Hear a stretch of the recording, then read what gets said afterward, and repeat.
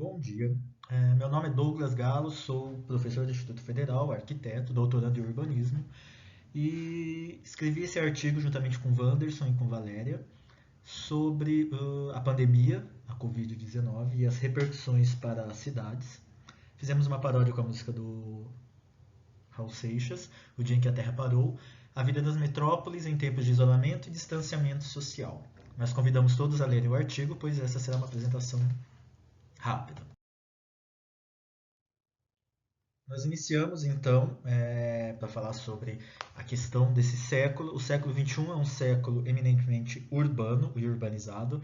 Este mapa que a gente apresenta aqui é da UNABIT, né, Nações Unidas, e ele mostra como algumas cidades já possuem mais de 10 milhões de habitantes e como o planeta, de uma forma geral, está muito urbanizado. E a gente percebe que grande parte dos planetas, dos países como o Brasil, com uma população urbana mais de 80%. Neste século, a mais da metade da população é urbana e as previsões são para que essa urbanização se acelere e continue mais grande. E dentro desse contexto, como o coronavírus pode estar atingindo a população de um modo geral. As pandemias urbanas, elas são algo que acontece na história, porém, com as novas cidades e a grande densidade urbana, tanto em áreas centrais como nas periféricas, tanto na cidade formal como na cidade informal, a gente percebe que tem muita densidade, muitas pessoas próximas. E como então isso pode aumentar uma epidemia e o seu alastramento. Temos aqui um histórico, onde a gente percebe as principais epidemias desde o século VI, com a peste de Justiniano, né? A peste bubônica, que matou em torno de 75 a 200 milhões de pessoas no mundo. A gripe isso no século XIV. A gripe espanhola, com uma taxa de mortalidade entre 50 e 100 milhões de pessoas em todo o mundo, há um século atrás. E no século XXI, né, as principais pandemias que a gente pode observar, desde a SARS até a Covid-19, com um grande número de mortes pela Covid. Então, a importância da gente discutir, né, como que essa pandemia pode estar se espalhando pelo mundo. Por que falar um pouco da relação entre urbanismo e saúde? Né? O próprio urbanismo surgiu, entre muitas coisas, alguns autores dizem, para sanar a insalubridade, os problemas que a Revolução Industrial trouxe para a cidade. Aqui a gente traz dois exemplos, por exemplo, o que é o plano de Pereira Passos para o Rio de Janeiro, né, para sanitizar e melhorar o espaço urbano. E o 2, a gente tem o plano de avenidas de Prestes Maia, em São Paulo, que são exemplos desse urbanismo sanitarista, que quer trazer o verde, quer trazer a saúde, quer higienizar os espaços da cidade. Covid-19, então. No final de 2019, né, na China, em Wuhan, foi surgido, né, alguns casos de uma pneumonia e verificou-se que era um novo tipo de coronavírus, o SARS-CoV-2. Né? E com isso, rapidamente, como a gente pode observar aqui, a evolução dos casos totais, desde 23 de janeiro até a última coleta que a gente fez para poder produzir esse trabalho, dia 18 de maio de 2020, como em 16 semanas a gente percebe que houve uma evolução e um espalhamento por todo o globo terrestre. Mais alguns exemplos aqui, né? A representação de casos confirmados no país não, perdão, no globo. Né? Os casos ativos são aquelas doenças que ainda estão ativas. A taxa de incidência e a taxa de mortalidade em todo o globo dessa doença. explicando então a importância da gente discutir e ver o que isso tem de repercussão para as cidades. Aqui são dados do Ministério da Saúde no Brasil, que a gente percebe a evolução dos casos ainda crescente no nosso país, né? A gente pode ver aqui as semanas de notificação e como os casos evoluem, né? Quais são a distribuição geográfica, então, né? Quais são os estados que têm mais casos da doença? Aqui da mortalidade, né? Como a mortalidade também tem subido, né? E tem se distribuído nas regiões mais urbanizadas, mas também se distribuindo para o interior do país, né? Onde a gente tem uma vulnerabilidade.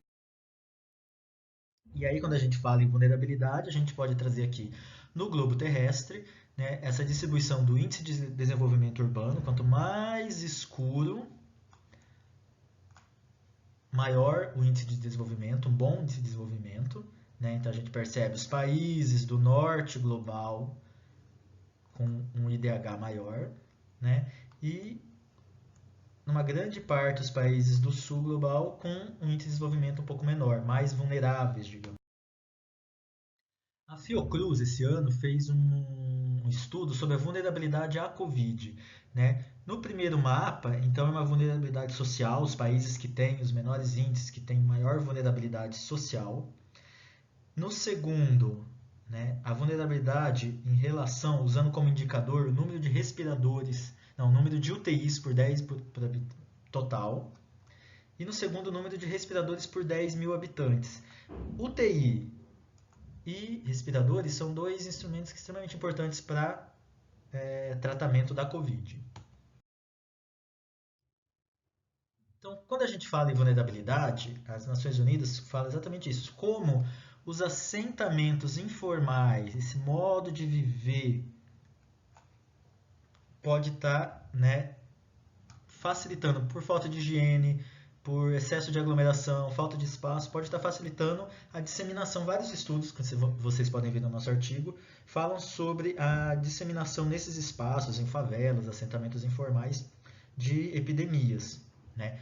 Porém, a gente quer fazer uma ressalva, né, nesse texto de Maricato e Chayol, que falam exatamente que, apesar de realmente dessas situações levarem as pessoas a terem maior vulnerabilidade, nós devemos tomar cuidado com esses discursos e narrativas que acabam fortalecendo o estereótipo de que essas áreas devem ser eliminadas, né, devem ser afastadas, desterritorializadas e assim afastando os pobres e vulneráveis cada vez mais das cidades. Sempre, né, legitimando um discurso de saneamento físico e moral, ou seja, né, liberando essas áreas mais centrais da cidade e afastando os pobres e vulneráveis mais para regiões periféricas. Então tomemos cuidado com esse tipo de discurso, que acaba só fortalecendo e legitimando essas políticas. Aqui então, como que impactou para a cidade, a gente faz no texto uma referência, né, ao filme Ensaio sobre a Cegueira, do livro também. Né, essa é uma imagem do filme. E como as nossas cidades ficaram esvaziadas também durante esse distanciamento. E com isso a gente discute no final algumas implicações urbanas, né? Como essa crise sanitária, ela foi uma crise não só sanitária, mas também econômica, né? Econômica, sanitária, social, né? Qual é o papel desse distanciamento social, né? E como isso pode revelar diferenças, por exemplo, em relação à habitação. É muito difícil, muito diferente você pedir para alguém que mora em 10 metros quadrados, uma família inteira, ficar em casa, e quem tem uma grande, tipo, mora numa casa de 500 metros quadrados, com uma família pequena. Então existem essas diferenças. E como as nossas casas, não só as habitações informais, mas também as habitações que são vendidas no mercado, elas estão longe, né, uma reflexão, estão longe de serem a habitação ideal. Né? Outra discussão que a gente traz é dos espaços públicos, que já vinham sendo esvaziados pela privatização desses espaços. pelo esvaziamento deles, e que agora a gente começa a sentir falta, né? Os parques fechados, as ruas fechadas, e qual a importância desses espaços públicos. Uma discussão importante, que não é bem uma educação urbana, mas como a politização dessa epidemia, né, com a polarização entre dois partidos, tem sido prejudicial para as ações de combate, né? Como o trabalho e a educação remota eles são dificultados pela falta de infraestrutura, desde a infraestrutura informacional até a infraestrutura das casas, das habitações, de receber famílias que estejam em casa o tempo todo. Porém, como pontos positivos, a gente lembra da solidariedade que a gente tem observado entre as pessoas e desse resgate no sentido de humanidade, de como que nós, como seres humanos, como humanidade, podemos estar vivendo nesse mundo. E também as consequências ambientais. Em vários países a gente tem percebido que a diminuição da produção, da circulação, tem, né, melhorado as condições ambientais do planeta, indicando, né, e fortalecendo a ideia de que nós é que estamos destruindo e provocando as mudanças. Com isso, como concessão final, a gente se questiona, né, e quer trazer aqui esse questionamento, né? Será que a sociedade como conhecemos não é a origem das crises sanitárias, sociais, ecológicas e econômicas? Né? Será que realmente não é hora da gente pensar, será que a Terra não precisa de uma quarentena, de um isolamento anual do ser humano? Né? Que a gente possa refletir e encerrar, né, agradecendo a atenção de todos e dizer que esperamos por dias melhores, mundos melhores e principalmente mundos, cidades mais humanas.